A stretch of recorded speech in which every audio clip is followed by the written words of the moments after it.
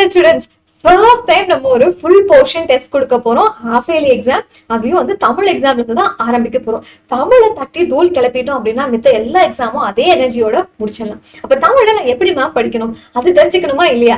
அப்ப கொஸ்டின் எனக்கு எப்படி வரப்போகுது, அண்ட் நான் படிச்சதெல்லாம் கண்டிப்பா நாளைக்கு எக்ஸாம் பேப்பர்ல வந்துருமா, எப்படி மேம் டைம் கரெக்டா மேனேஜ் பண்றது, இல்ல ஏதாச்சும் எனக்கு ஒரு 5 இயல் 4 இயல் மட்டும் நான் கரெக்டா படிச்சுட்டு போனோம்னா சொல்லுங்க, அதை நான் இப்பயே படிச்சிடறேன். இப்படியே நிறைய பேர் யோசிச்சு இந்த வீடியோ பார்த்துட்டு இருப்பீங்க. உங்களுக்கான சொல்யூஷன் தான் இந்த வீடியோல கிடைக்க போகுது. நான் மிருதுலா ஃப்ரம் 100 லேர்னிங். கொஸ்டின் பேப்பரை பார்த்தோன்னே பதட்டமாக இருக்கணும். ஸோ இப்போ முதல்ல கொஸ்டின் பேப்பர்ல எப்படி எல்லாம் கொஸ்டின்ஸ் இருக்கும் அதை நீங்க முன்னாடியே தெரிஞ்சுட்டு அதுக்கப்புறம் உங்களை படிக்கிறதுல ஏதாச்சும் மிஸ் ஆயிருந்துச்சுன்னா கரெக்டா பார்த்து வச்சுக்கணும். அப்போ முதல்ல பாருங்க 1 மார்க் தான். 15 1 மார்க் இருக்க போகுது. அந்த 15 1 மார்க்ல 1ல இருந்து 11 1 மார்க் பாத்தீங்க அப்படின்னா நமக்கு உரைநடை, செய்யுள், இலக்கண, மொழி பயிற்சியிலிருந்து கேட்பாங்க. இந்த 11 1 மார்க்ல 7ல இருந்து 8 1 மார்க் வந்து நமக்கு புக் பேக்ல தான்ப்பா கேட்பாங்க. மொத்தமாவே ஒரு 46 கொஸ்டின் தான் இருக்கு. அதுல வந்து ஒரு 8 கொஸ்டின் வந்து புக் பேக்ல இருந்து தான் கேட்பாங்க. மிச்சம் ஒரு 4 இல்ல 3 வந்துட்டு கண்டிப்பா புக்கிங் சைட்ல இருந்து கேட்பாங்க. 7 ல 8 போது 4 இல்ல 3 கொஸ்டின் புக்கிங் சைட்ல கேட்கும். அதுவுமே வந்து நீங்க ரொம்ப எல்லாம் கஷ்டப்பட வேணாம். அது ஆல்ரெடி செய்யுள்ள கொடுத்து அந்த செய்யுள்ள இருக்கக்கூடிய அந்த ஆசிரியர் பெயர் என்ன, நமக்கு புக்ல எல்லாம் பாத்தீங்கன்னா அங்கங்க குட்டி குட்டி சின்ன பாக்ஸ் மாதிரி எல்லாம் இருக்கும் இல்லையா, ஒரு பச்சை கலர் டப்பா மாதிரி, அதுல இருந்தாலும் கேட்கலாம். பட் இப்போதைக்கு பயப்படாதீங்க, கண்டிப்பா புக் பேக் 1 மார்க்கா படிச்சுட்டு போங்க, தாராளமா எழுதிடலாம்.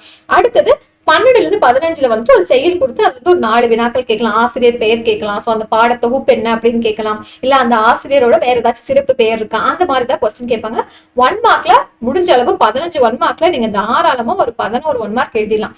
மிச்சம் 4 1 மார்க் சம்டைம்ஸ் நமக்கு புக்கிங் சைட் கேட்பாங்க. அது உங்களுக்கு சிறுவினா குருவினாலாம் நீங்க படிச்சிருப்பீங்க இல்லையா, அதுல இருந்து எழுதுற மாதிரி தான் இருக்கும். பயப்படாம எழுதுங்க. தெரியல அப்படின்னா கொஸ்டின் நம்பர் போட்டுட்டு கடைசியா வந்து கூட எழுதிக்கலாம். அடுத்தது பாருங்க, 2வது பகுதியில 2 பிரிவு இருக்கு. முதல் பிரிவு என்ன, கொஸ்டின் நம்பர் 16ல இருந்து 20 வரணும். குருவினாப்பா, சரியா? சோ இப்ப இந்த குருவினா வந்துட்டு எப்படி கேட்பாங்க, உரைநடை அண்ட் செய்யுள் இருந்து கேட்பாங்க. நமக்கு சாய்ஸ் இருக்க போது 6 கொடுத்து 4 தான் கேட்பாங்க. மொத்தம் அதுக்கு நமக்கு ஒவ்வொரு கொஸ்டினுக்கும் 2 மார்க் அப்படின்னா 4 2 8 மார்க் நமக்கு கிடைச்சிடும். அடுத்தது பாருங்க, 21வது கொஸ்டின் கட்டாயமா நம்ம எழுத வேண்டிய கொஸ்டின், கம்பல்சரி கொஸ்டின். அப்ப அது வந்து நமக்கு திருக்குறள், மனப்பாட திருக்குறள் வந்து கேட்பாங்க. இருக்கிறதே 10 தான் நினைக்கிறேன், அதை மட்டும் படிச்சுட்டு போயிடுங்க. அடுத்தது பிரிவு 2ல வந்துட்டு இலக்கணம் இல்ல மொழி பயிற்சியில இருந்து கேட்பாங்க. சோ அதுல வந்துட்டு அதே மாதிரி நமக்கு 2 மார்க் தான். 7ல இருந்து 5 நீங்க எழுதணும். ஒரு கொஸ்டினுக்கு 2 மார்க். இதுல வந்து 10 மார்க் நம்ம வாங்கிடலாம். இதுக்கு எவ்வளவு நேரம் டைம் எடுத்துக்கணும், 25 நிமிஷம். அப்போ 1 மார்க்குக்கு 10 நிமிஷத்துல முடிக்கிறதுக்கு ட்ரை பண்ணுங்க. ஓகே. அடுத்தது பகுதி 3ல நமக்கு 3 பிரிவு இருக்க போகுது. முதல் பிரிவு என்ன கேட்பாங்க, நமக்கு உரைநடையில இருக்கக்கூடிய சிறுவினாவை கேட்பாங்க. உரைநடையில சிறுவினா கேட்பாங்க. 3 கொடுத்து நம்ம 2 எழுதணும். ஒரு கொஸ்டினுக்கு நமக்கு 3 மார்க். அப்ப 2 3 6 மார்க் ஆயிடுச்சு. அதே மாதிரி பிரிவு 2ல பாருங்க, செய்யுளும் கேட்பாங்க. இதுலயும் ஒரு கட்டாய கொஸ்டின் இருக்கு. சோ ஸ்டார் மார்க் போடுறேன். அப்ப இதுல வந்து நமக்கு மனப்பாட செய்யுள் இங்கேயே கேட்டுருவாங்க. அப்ப செய்யுள் இருக்கக்கூடிய ஒரு சிறுவினா அண்ட் அதுக்கப்புறம் வந்துட்டு நமக்கு மனப்பாட செயல். இது எல்லாமே நான் கொடுத்த அந்த இம்பார்ட்டன்ட் கொஸ்டின்ஸ் படிச்சீங்கனாலே தாராளமா எழுதிடலாம், நீங்க பயப்படவே வேண்டாம். அதுக்கப்புறம் பிரிவு 3ல முழுக்க முழுக்க இலக்கணம் மட்டும்தான். 3 கொஸ்டின் கொடுத்து நம்மள 2 எழுத சொல்லுவாங்க. ஒரு கொஸ்டினுக்கு 3 மார்க். சோ இதுலயே பாருங்க நமக்கு கிட்டத்தட்ட எவ்வளவு மார்க், 18 மார்க் வந்துடும். இதை நீங்க ஒரு 30 நிமிஷத்துல எழுதலாம். சோ 3 பிரிவு நம்ம பார்த்தாச்சு. ஓகேவா? பகுதி 3. ஓகே, அதுல இருக்கக்கூடிய 3 பிரிவு. இப்ப மொத்தம் எத்தனை, 3 பகுதி முடிச்சாச்சு. இப்ப இதுல எல்லாமே நம்ம என்ன இருக்கு, சிறுவினா குருவினா நம்ம படிச்சுட்டு போறதுல இருந்து எழுதுற மாதிரி இருக்கு. கொஞ்சம் மொழி பயிற்சியும் இருக்கு. அப்ப இந்த மொழி பயிற்சிக்கு தேவையான எல்லாமே நம்ம இன்னைக்கு சாயந்தரம் 6:30 மணிக்கு லைவ்ல டிஸ்கஸ் பண்ண போறோம். சோ அதை மிஸ் பண்ணாம அட்டென்ட் பண்ணிடுங்க. அடுத்து நீங்க பாருங்க, அடுத்தது பகுதி 4ல பார்க்கும்போது நமக்கு 5 மதிப்பெண் வினாக்கள். ஒரு கொஸ்டினுக்கும் 5 மார்க். சோ செய்யுள் நடுவினா கேட்பாங்க, கடிதம் கண்டிப்பா கேட்பாங்க. அதுக்கப்புறம் வந்து படம் உணர்த்தும் கருத்து, கவிதை எழுதுறது, இது மாதிரி படிவம் இருக்கு. சோ இது எல்லாமே நம்ம கண்டிப்பா எழுதுற மாதிரி இருக்கும். இதுல அசால்ட்டா நீங்க அப்படியே 25 மார்க் வாங்கிடலாம். அதுக்கு ஒரு 45 நிமிஷம் நீங்க எடுத்துக்கிட்டு கரெக்டா எழுதணும்பா. நெடுவினா சம்டைம்ஸ் நமக்கு அதிக டைம் எடுக்கும். நான் முன்னாடி சொன்ன கரெக்டா மேனேஜ் பண்ணிட்டு வந்துட்டீங்க, டைமை கரெக்டா மேனேஜ் பண்ணிட்டீங்கன்னா இங்கெல்லாம் பிரச்சனை இல்லாம நம்ம அசால்ட்டா எழுதலாம். அடுத்தது பாருங்க, மொழி பயிற்சி இல்ல மொழிபெயர்ப்பு. இதுக்கு என்னெல்லாம் வரும் இதுதான் நான் சொன்னேன், நம்ம இன்னைக்கு லைவ்ல டிஸ்கஸ் பண்ண போறோம். சோ நிறைய கேட்பாங்க. இதுல இருந்து வந்துட்டு பேச்சு வழக்கு, எழுத்து வழக்கம் மாற்றுறது நிறைய இதுல இருக்கு. அது எல்லாமே நம்ம லைவ்ல பார்க்கலாம். அதே மாதிரி அடுத்தது பாருங்க, 8 மதிப்பெண் வினாக்கள்ல உரைநடை, நெடுவினா, துணைப்பாடம், பொது கட்டுரை கேட்பாங்க. அதுக்கு ஒரு 3/4 மணி நேரம். சோ மொத்தமா இந்த கொடுத்துருக்கக்கூடிய டைம் இப்படிதான் கொஸ்டின் பேப்பர் வரப்போகுது. நான் இதுக்கெல்லாம் கரெக்டா டைம் ஸ்பெண்ட் பண்ணிட்டேன். இப்ப இப்பயே நீங்க நோட் பண்ணி வச்சுக்கோங்க, நம்ம எதெல்லாம் எப்படி கேட்பாங்க. கண்டிப்பா ஸ்கிரீன்ஷாட் எடுத்து நீங்க மார்க் பண்ணி வச்சுக்கலாம். இல்லைனாலும் வாட்ஸ்அப் சேனல்ல உங்களுக்கு இதை ஷேர் பண்றேன். அடுத்தது சோ கொஸ்டின் பேப்பர் எப்படி வரும் தெரிஞ்சிச்சு. கடைசி என்ன பண்ண போறீங்க, ஒரு 10ல 15 நிமிஷம் எடுத்துட்டு கொஸ்டின் நம்பர் கரெக்டா போட்டிருக்கேனா, இப்ப 2 கொஸ்டின் எழுதணும் அப்படின்னு சொல்லியிருக்காங்கன்னா ஏதாவது ஒரு கொஸ்டின் விட்டுட்டேன்னா கரெக்டா 2 இருக்கா எண்ணி பாத்துக்கணும், அதுதான் முக்கியம்.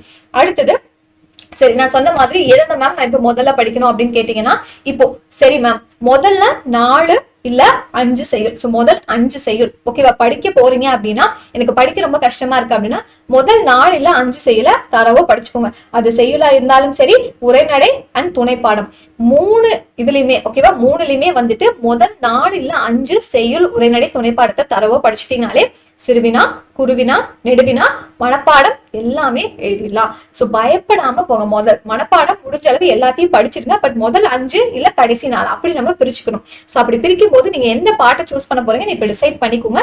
அதை தெளிவா பாத்துட்டு போயிடுங்க. அதுலயே கண்டிப்பா நீங்க எதிர்பார்க்குற மார்க் வாங்கிடலாம். ஆனா ஃபுல் மார்க் வாங்கணும் அப்படின்னா நம்ம எல்லாமே படிச்சுட்டு தான் போகணும். இப்ப நான் பகுதி 1ல சொன்ன மாதிரி முக்காவாசி நமக்கு எல்லாமே 46 கொஸ்டின் தான் இருக்கு.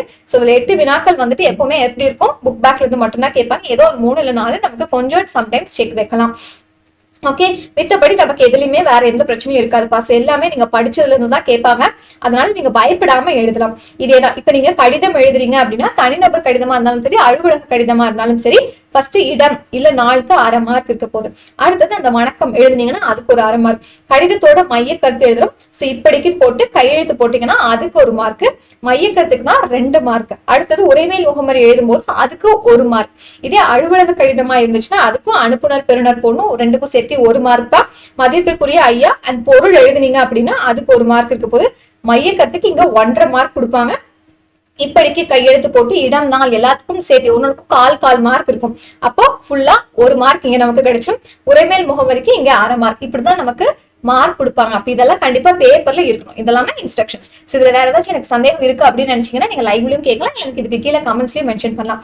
அடுத்தது பாருங்கப்பா, படம் உணர்த்தும் கருத்து இதெல்லாமே நீங்க எழுதிருங்க. நமக்கு விண்ணப்பம் இருக்க போது, டிரான்ஸ்லேஷன் இருக்க போது. சோ டிரான்ஸ்லேஷன் எல்லாமே நம்மளுக்கு ஒவ்வொரு இயல் முடிஞ்சும் பின்னாடி பக்கத்துல கொடுத்துருப்பாங்க இல்லையா, அதை தெளிவா பாத்துட்டு போயிடுங்க. அதுக்கப்புறம் கட்டுரை எழுதும் போது கரெக்டா அந்த உள் தலைப்பெல்லாம் இருக்கு இல்லையா, அதெல்லாம் கரெக்டா எழுதிருங்க. இதுதான் வந்துட்டு 2 இல்ல 3 பக்கத்துக்கு நம்ம கட்டுரையா எழுதுறோம். பொது கட்டுரையும் இருக்க போகுது.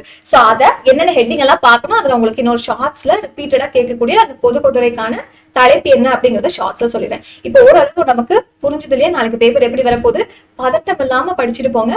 முதல் 4 இல்ல 5 இயலை தெளிவா படிச்சுட்டு அடுத்த நாள ஓரளவு ரிவிஷன் பண்ணிட்டு போயிடுங்க. அதுல இருக்கக்கூடிய இம்பார்ட்டன்ட் கொஸ்டின்ஸ் மட்டுமாச்சும் பார்த்துட்டு போயிடுங்க. சோ இப்போ வேற என்னென்னலாம் டவுட் இருக்கு, எனக்கு இம்பார்ட்டன்ட் கொஸ்டின்ஸ் உடனே வேணும் அப்படின்னா இப்ப நான் ஒரு நம்பர் தரேன். சோ அந்த நம்பருக்கு மெசேஜ் பண்ணுங்க, உங்களுக்கு எந்த சப்ஜெக்ட்ல இருந்து இம்பார்ட்டன்ட் கொஸ்டின்ஸ் வேணும் அப்படின்னு சொல்லிட்டு.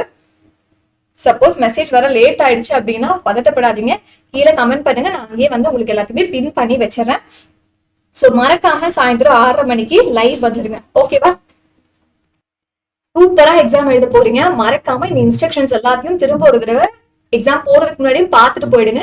ஏதாச்சும் சந்தேகம் இருந்துச்சுன்னா இப்படியே கேட்டுக்கலாம். ஸோ டெஃபினெட்லி எல்லாருமே சூப்பரா தான் எழுத போறீங்க. விஷயம் guys are very all the best. So மறக்காம சொன்ன இன்ஸ்ட்ரக்ஷன்ஸ் எல்லாம் கரெக்டா ஃபாலோ பண்ணிடுங்க. பதட்டப்படாம எழுதுங்க. கொஸ்டின் பேப்பர் கண்டிப்பா ஈஸியா தான் இருக்க போகுது. ஸோ இதே மாதிரி அடுத்தடுத்த வீடியோஸ் உங்களுக்காக வந்துட்டே இருக்க போது. All the best. பை.